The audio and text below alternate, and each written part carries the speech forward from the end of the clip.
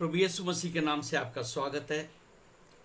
कल हम देख रहे थे खोए हुए भेड़ों के बारे में हम देख रहे थे, और दूसरा खोए हुए सिक्के के दृष्टांत को हम देख रहे थे। आज एक विशेष बात को हम देखने जा रहे हैं, खोए हुए पुत्र के विषय में। वहाँ पर हम बाइबल में देखते हैं उड़ाव पुत्र, मगर मैं उसका एक नया बात बता रहा हूँ, खोए हुए पुत्र के विषय में। Praise the Lord. हम पहले वो दो बात में तो भेड़ को ढूंढने के लिए चरवाहा गया, जो सिक्के को जिस स्त्री ने कोई वो ढूंढ रही थी, अब पुत्र को गया। यहाँ पर कुछ अलग बात हो रहा है। ये तीनों में अलग अलग प्रकार की बातों को हम देख रहे हैं, और हमको इसका विषय में सोचने की ज़रूरत है। और उसके अंदर जाने के पहले मैं आपको एक बात को इंट्रोडक्शन देना चाहता हूँ कि वहाँ पर कौन कौन किरदार है, हु आर द कैरेक्टर्स। आप जब भी बाइबल पढ़ेंगे, आप जिस पोर्शन को देखेंगे, वहाँ पर कौन कौन किरदार है, कौन किससे बात कर रहा है, किसके लिए बात कर रहा है, क्यों बात कर रहा है, ये सारे बातों को थोड़ा सा अगर आप विचार करेंगे तो आपको समझने के लिए बहुत अच्छा रहेगा।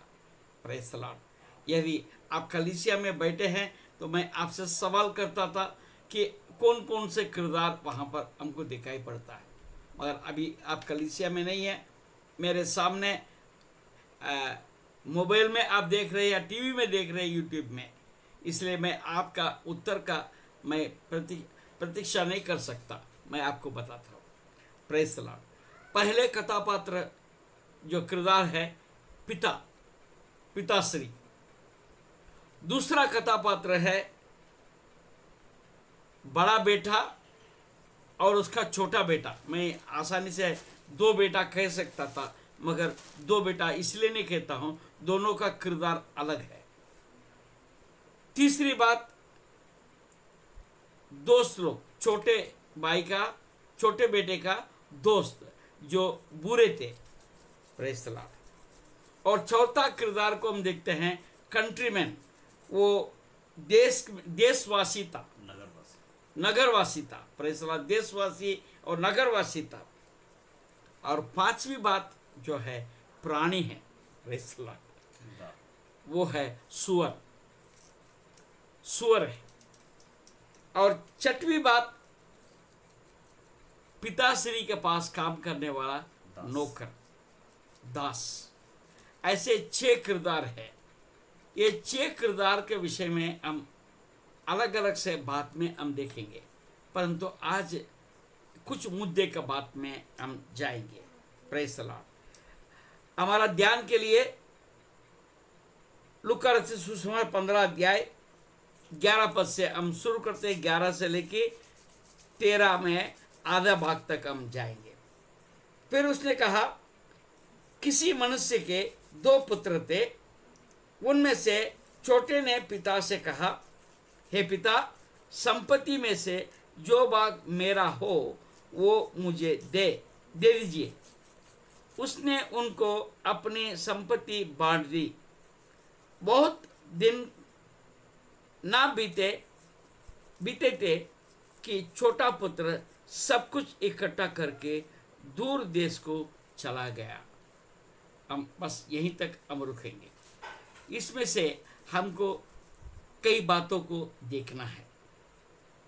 पहले बात यह है, हालेलुया, पिताश्री ने बच्चों के लिए धन इकट्ठा किया, संपत्ति इकट्ठा किया। और छोटा बेटा क्या कहता है, मेरा हक मुझे दे दो। वो हक को जताना चाहता,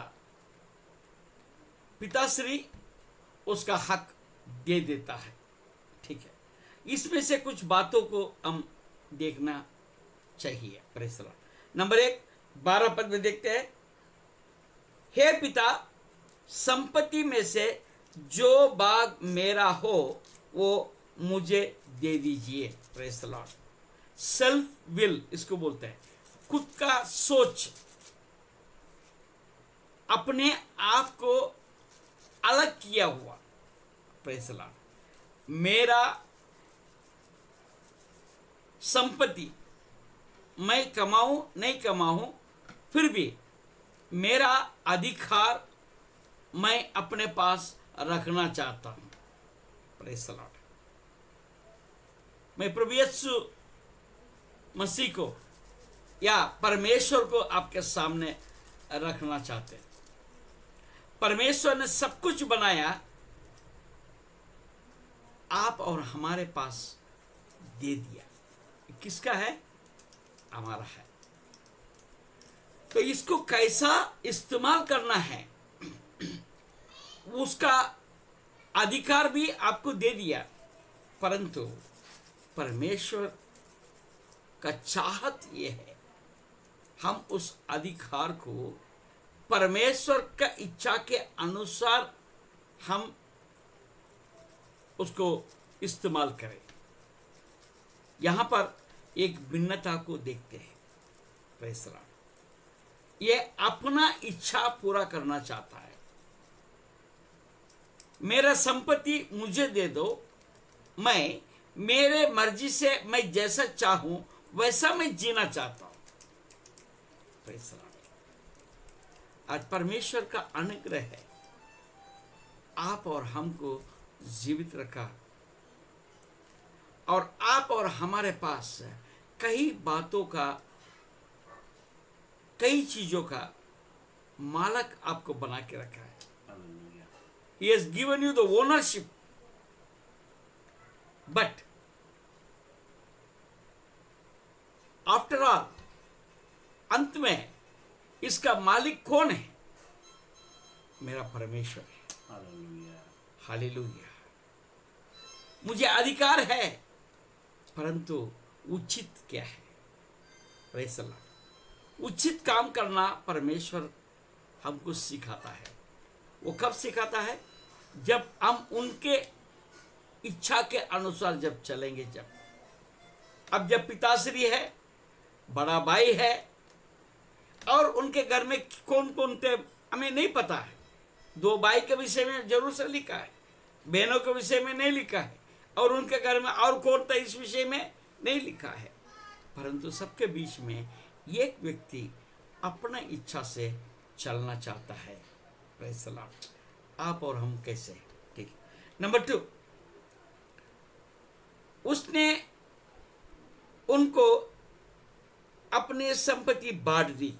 yes, god provided whatever you want to take, you take it. दे दिया। उसके बाद में क्या है? बहुत दिन ना बीते कि छोटा पुत्र सब कुछ इकट्ठा करके दूर देश को चला गया। सेपरेशन। आज आपको एक बात समझने की जरूरत है, वही there is a need of separation. हमको अलग क्यों होना चाहते हैं? एक परिवार से, भाई भाई के बीच में से, पति पत्नी के बीच में से क्यों हम अलग अलग होना चाहते हैं? सिंपल थिंग, वो अपने स्वार्थ को देखा, अपने इच्छा को पूरा करने के लिए प्रयास किया। मैं और किसी का कुछ मैं जानना नहीं चाहता, और मैं किसी का साथ मैं रहना नहीं चाहता, मैं किसी का सुनना नहीं चाहता, और मैं जो चाहूं वही करना चाहता हूं। आपके हमारे परिवार में ऐसे कई बार होता है। ये क्यों होता है? तो आज आप एक साथ हैं, यदि आप लोगों के बीच में ऐसा कोई बात किसी का अंदर है, मैं आपके लिए कह रहा हूं, वही यू नीड ए सेपरेशन। आप अलग क्यों होना चाहते? क्योंकि आप अपनी इच्छा को पूरा करना चाहते, आप किसी का सुनना नहीं चाहते, आप किसी का साथ एडजस्टमेंट करना नहीं चाहते, प्रभु यीशु मसीह क्या कहता है? सह लो, धीरजमंद रहो, क्षमा करो, तो हम मसीह कहलाते हुए हमारे अंदर ऐसा गुण है क्या? तो आज अगर आप अपना मन में ये सोचते हैं कि मैं अलग होना चाहता हूँ, मुझे चाहिए, तो आपको विचार करने की जरूरत है। कहीं आप ये छोटा बेटा ना बने। Hallelujah, hallelujah.